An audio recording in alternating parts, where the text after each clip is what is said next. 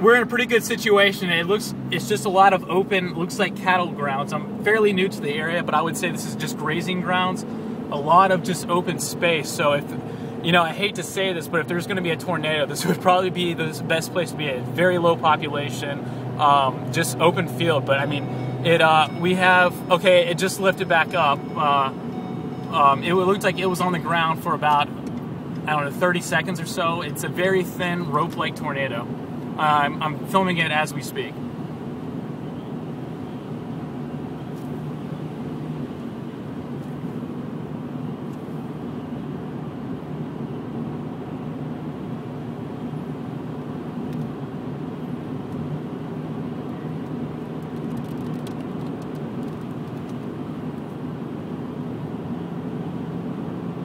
Oh, there you go. Pull over here. Pull up in front of the sign. Keep going. So the sign's on the way. Alright, this is it.